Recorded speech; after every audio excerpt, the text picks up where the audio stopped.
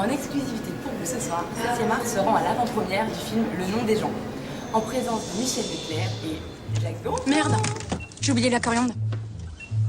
C'est grave si... Bah pour la shorba, faut la coriandre obligée.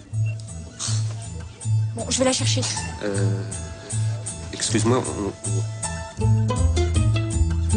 Bon, en fait, moi, dans la vie, les mecs de droite, je les nique. C'est moche chez toi. Mais tu vois, quand je te dis je les nique, je veux dire, je les nique vraiment. C'est pas métaphorique, quoi. D'accord. Regarde lui, par exemple. Quand je l'ai rencontré, il était le responsable jeunesse de la section UMP du Pas-de-Calais. T'imagines? Et regarde la tête qu'il a maintenant. Il élève des moutons dans le Périgord. On fait l'amour d'abord ou on fait à manger? Oh, bon... Personnellement, j'ai pas très faim. Pourquoi moi? Je vois de Jospin. Bah, toi, c'est pas pareil. Toi, tu me plais? Tu sais, j'aimerais pouvoir te donner autant que tu me donnes. Qu'est-ce que tu fais? Aya. Attends, pas ici, enfin. Qui pourrait nous voir? Non. Maman, qu'est-ce que tu fais là? Accueillir chaleureusement Arthur Martin ou Jacques Verlaine, s'il vous plaît.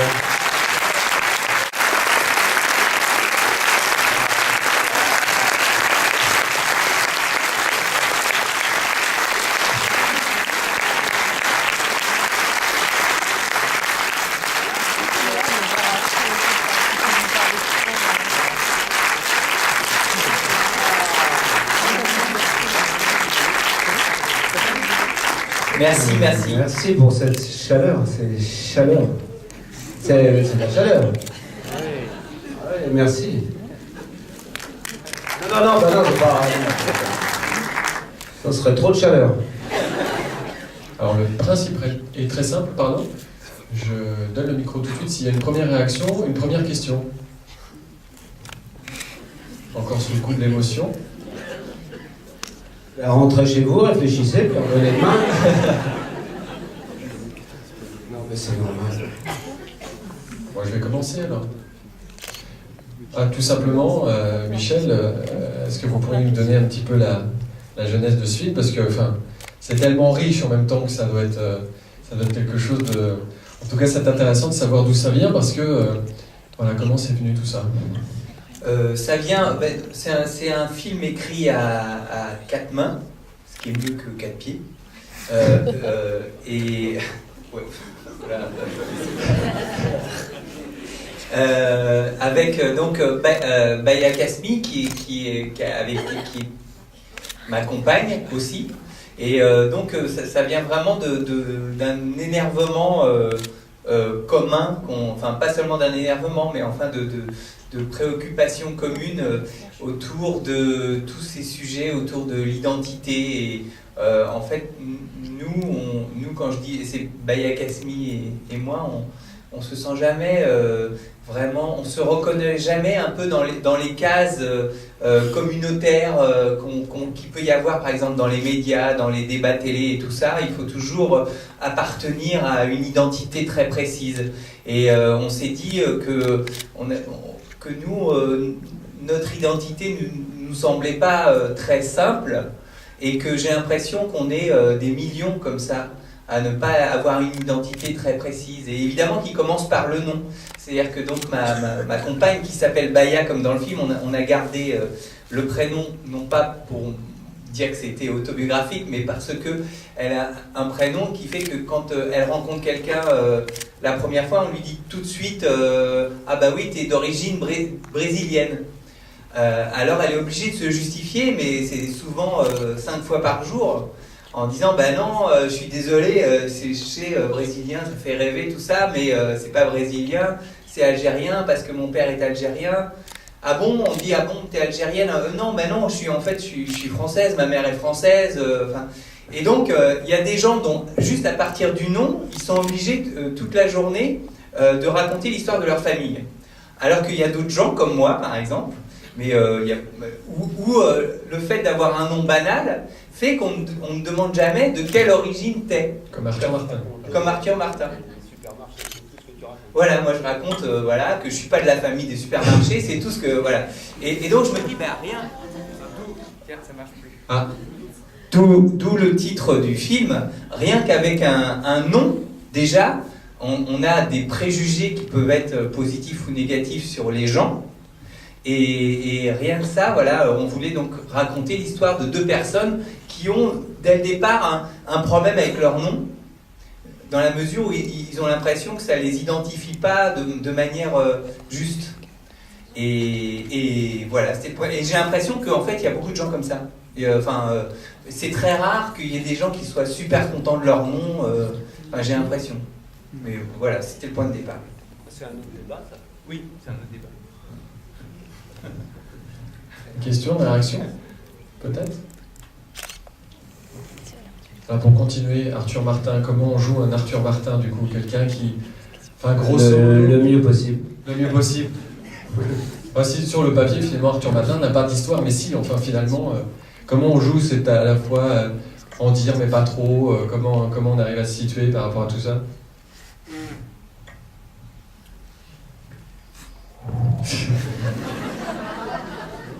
Alors déjà, je peux juste dire un truc, excuse-moi, hein, Jacques, Non, je t'en prie. Le temps tu me sauves, là. Quand vous dites Arthur Martin n'a pas d'histoire, mais en fait, on a tous une histoire. Avec Arthur Martin, moi j'ai une grosse histoire. Mon père, il vendait des Arthur Martin toute la journée. C'était qu'un cahier gros blanc, le gros blanc au fond de la boutique. Donc c'est Arthur Martin, j'en ai vu toute mon enfance. Alors quand je l'ai retrouvé dans un film, déjà, je sais le jouer, moi, c'est le gros blanc. Donc justement, comment c'est le gros blanc pour tout ce qui était machine à laver. Voilà, ouais, faut dire le gros blanc qui c'est. Je suis con. C'est pas politique. Bah ouais, c'est professionnel, j'ai des termes professionnels. Alors bon, c'est tout ce qui est gros blanc, quoi, tout ce qui est carré, cubique et gros blanc. Arthur Martin faisait partie de l'équipe. L'équipe des gros blancs. Non mais comment on joue, je ne sais pas répondre à ça, comment on joue un personnage, je peux pas, j'en sais rien, on l'incube, on le prend, on lit, on relit le scénario, on discute, et puis ça travaille, puis jusqu'au moment où on tourne, et puis on essaie d'oublier tout ce qu'on a réfléchi et préparé, et qui ne sert plus à rien parce que c'est préparé, et qu'on est confronté à un décor qu'on n'a pas imaginé, un partenaire qu'on ne connaît pas, qu'on n'a jamais joué avec, je parle très mal français là, etc. Mais je ne sais pas comment on fait, mais ce que je sais seulement, c'est pourquoi je suis là.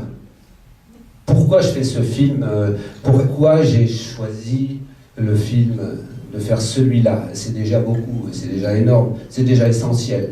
Après, je ne sais pas très bien comment je fais, un jour à l'autre. Plus ça va, plus je tourne des films, et moi je ne sais comment je fais d'ailleurs. Parce que moi, voilà, plus je me sens libre, plus j'ai envie d'être libre. Donc c'est une autre façon de préparer des rôles que 20 ans plus tôt. Voilà. On ne va pas rentrer là-dedans parce que vous avez...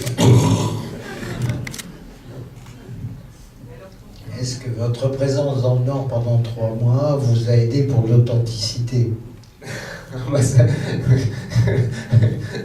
J'aime votre pays. Non mais bien sûr que j'étais juste au-dessus d'ailleurs, l'appartement rue de Béthune. C'est pas la meilleure rue pour dormir, je trouve, la rue de Béthune. Bon, d'ailleurs il y a beaucoup de monde la journée, si jamais on tourne de nuit, donc on peut pas dormir le jour. Hein, et le soir, il n'y a plus personne, il y a un silence. Non, il n'y a pas de silence. La rue de Béthune, elle est formidable. Waouh, c'est la rue de la consommation. Non, mais c'est impressionnant de vivre au-dessus d'une rue. C'est pas tellement au sujet du film. Non, mais parlons de tout. Non, mais moi j'ai aimé travailler ici pendant 3 mois. Ouais, bien sûr que j'ai aimé les gens que j'ai rencontrés. J'étais très heureux ici. Puis alors, plein de coins en plus, on a fait plein d'endroits. Oui, monsieur Gamblin, vous nous dites tout à l'heure, en tout cas, je ne sais pas comment j'ai joué, mais je sais pourquoi j'ai joué ce film. Alors, je voulais déjà poser la question à monsieur Leclerc. Comment avez-vous sélectionné vos acteurs? Est-ce que ça a été spontané? C'était le rôle pour Jacques Gamblin? Ou vous avez fait un choix différent? Et pareil pour Forestier, qui est sublime dans ce film, exceptionnel. Alors, je suppose que quand on est acteur, l'amalgame de 2 personnages par rapport au scénario permet de faire des prises de scène qui ont été absolument sublimes. On a été transporté quand même par votre film, c'est évident. Donc, monsieur Gamblin, vous avez démarré en disant, en tout cas, je sais pourquoi j'ai fait ce film. Alors, j'aimerais bien vous entendre. Et après, monsieur Leclerc, pourquoi vous avez choisi ces interprètes? qui sont tous... Non, mais moi, la réponse va être extrêmement rapide, parce que moi, je viens dans les salles, voilà, en ce moment, on fait des avant-premières dans toute la France, enfin, Michel plus que moi, mais... et je viens toujours dans les salles, parce que je veux être... réceptionner le film comme vous le recevez vous, parce que c'est un film que j'aime et que j'ai envie de me battre pour. Et je sens bien que ce qui se passe là, finalement de massage cardiaque entre ce qui se passe à l'image et puis ce qui se passe dans la salle, ben ça respire, c'est rigolo, ouais, c'est cardiaque. Il y a de tout dans ce film, tout ce que j'aime. Il y a une grande profondeur et en même temps on rigole à des moments inattendus. J'aime ce film parce que tout ça est au service de quelque chose qui se dit et qui est très important et que je trouve très important de dire comme ça, avec cette liberté de ton sur ce sujet-là, que je ne vais pas paraphraser, enfin le sujet du film. Il y en a plusieurs dans le film, des sujets, mais enfin le sujet central du film. Je ne sais pas si je suis clair. C'est clair, le clair. Et alors maintenant je vais répondre. Oui, assez rapidement, du moins au moment où on écrit le scénario, on ne pensait pas nécessairement à des comédiens, parce que, mais très vite, après qu'on l'eut fini, très vite, moi j'ai pensé à Jacques pour les rôles d'Arthur Martin, parce que Arthur Martin est un personnage qui a beaucoup de défauts. Non mais c'est vrai, alors, il est, non mais sur le papier... Sans le connaître, il le savait déjà. Sur le papier, c'est vrai, c'est un personnage qui n'est pas très sexy. Je veux dire qu'il est... Attendez la fin. Il est assez comprimé, il communique pas beaucoup, on le sent coincé, on le sent lâche par moments, un peu lâche. Et donc, à partir de là, quand vous avez un personnage principal qui a beaucoup de défauts, eh ben, il faut faire le raisonnement inverse dans le choix du comédien. C'est-à-dire, il faut au contraire trouver un comédien qui va donner de l'humanité, qui va faire qu'on a envie de l'aimer tout de suite. Et c'est le cas de Jacques. C'est-à-dire que je pense qu'il peut jouer quelqu'un avec tous les défauts et qu'on a quand même envie de le prendre dans ses bras, on a envie de lui dire « t'en fais pas, ça va aller mieux » et tout ça. Et voilà, ça c'est une première raison.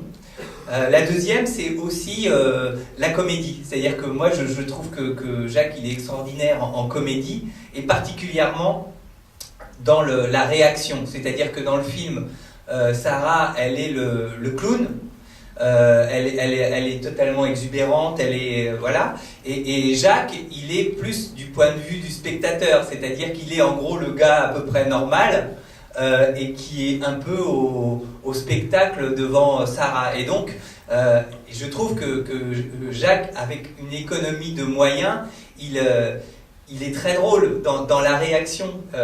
Et donc, voilà.